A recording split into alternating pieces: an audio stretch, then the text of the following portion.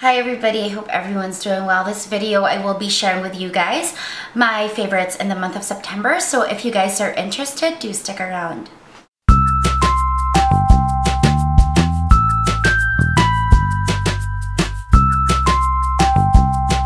So I'm going to begin with a few of the skincare products I really gravitated towards much this month, or this last month.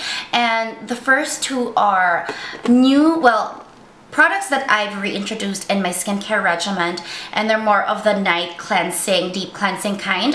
The first one is the henriksen African Red Tea Foaming Cleanser, which I thoroughly enjoyed using with my Clarisonic. It is still the best combination for a deep cleanse and a polish. The next one is the exfoliator, my exfoliator of choice this month, and this is from Indeed Labs. It's their exfoliator, which looks like this. This one for me is a much better texture and consistency than Dermalogica's Daily Microfoliant. And this one has bamboo extract, rice bran powder, Okinawa red algae, hyaluronic acid, and pineapple enzymes. And I must say that it is less abrasive even than the Dermalogica. Skincare combination for nighttime. I've thoroughly been enjoying my Dior One Essential Capture Total Serum with my Somerville Nourish Daily Moisturizer.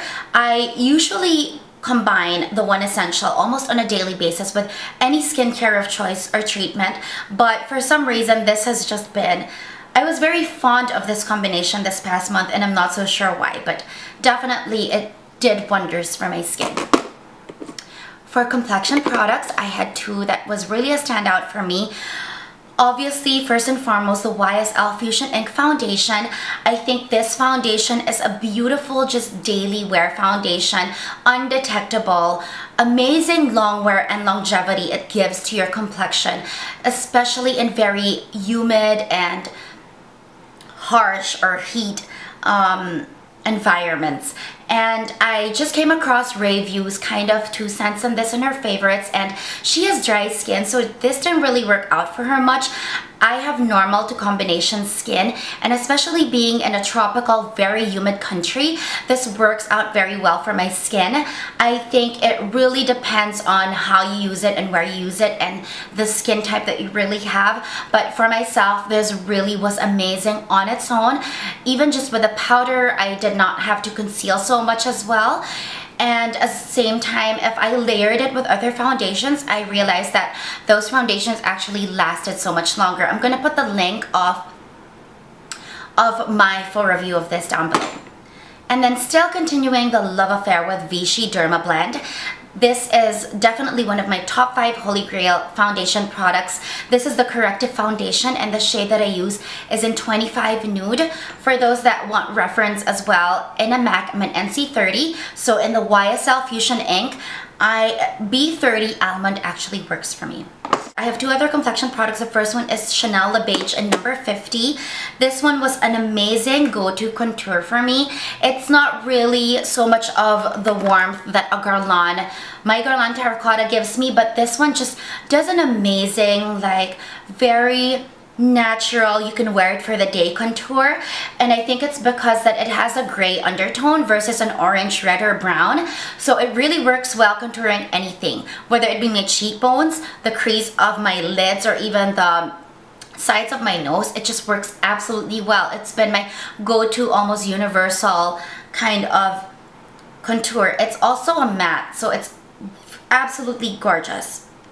You don't get any shimmers, and you just get that very sculpted yet natural look because it is Chanel. The next one is a blush that I was very happy I did grab. It's by Burberry, and it's their Blush in Peony number 04. This is a true cool toned pink, cool toned blue based pink, and it is absolutely gorgeous. I was shocked at how opaque and true to color this shade is. You get what the shade in the pan is what you get on your cheeks, and usually with luxury brands that's not always the case. Even if the formula is really nice, it's a bit more on the sheer side. You get true to color with this blush, and it's really made me reconsider or want to discover a lot of other Burberry blushes. And the other thing that impressed me so much with this is the long wear that this blush has. Absolutely amazing. Even with an 8-hour full day, this blush absolutely stayed on and had the same amount of color as if I had just applied it.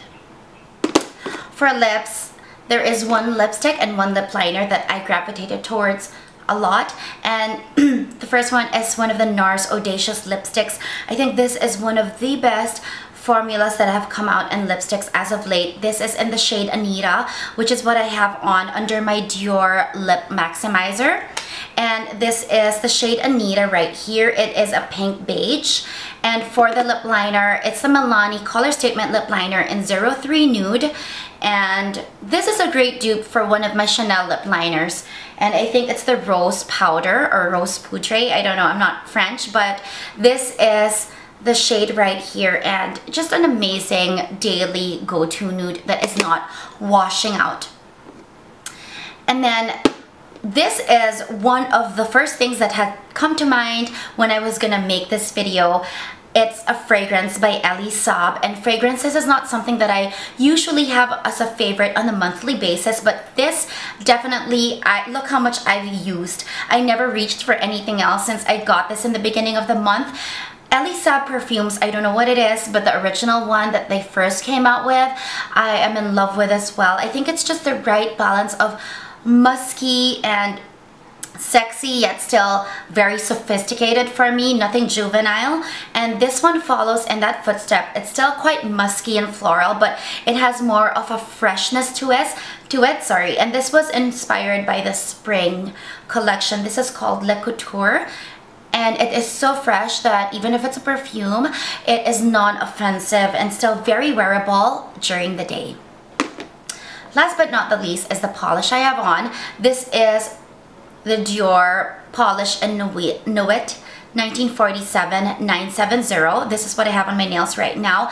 This is one of the shades, or this is in the new reformulated gel formula from Dior, which I think is one of the best luxury nail polish formulas. So I think it's just the perfect classic, like deep colored burgundy darkish shade that you would want to wear in winter or the fall, and it definitely is not just one of those limited edition colors that you will just wear for one season. So I've actually just finished filming my entire favorites video and just realized as I played it back that I forgot one of the most important, or I think ultimately one of my most favorites last month, and this is my Universal Beauty Oil number 4, which has lavender in it. It is one of the most recent variants or concoctions I've had with a beauty oil, and this is virgin coconut oil moisturizer base with lavender essential oil. And lavender as an essential oil is very known as an anti-stress reliever, and at first I was definitely apprehensive, but there is way much more than just some aromatherapy spiel with regards to this. Ever since I started using this, I've definitely been sleeping straight for 6 to 8 hours, whereas usually I would wake up sometime in the middle of my sleep or early in the morning at least once, but every time I use this oil, no fail, I sleep for 6 to 8 hours straight, and it just smells absolutely amazing. I usually fall asleep much quicker and my sleep is much deeper and truly straight. So this is definitely a favorite in the past month, and certainly still is. And actually, because of that, and with all the busyness that I have right now, this is definitely my current favorite Universal Beauty Oil. That is about it. I hope you guys found that interesting and informative, my September favorites. And if you have any questions, you can leave it in the comments down below. And I guess that's about it. Thank you for watching, and I hope you guys have a great day or a great evening.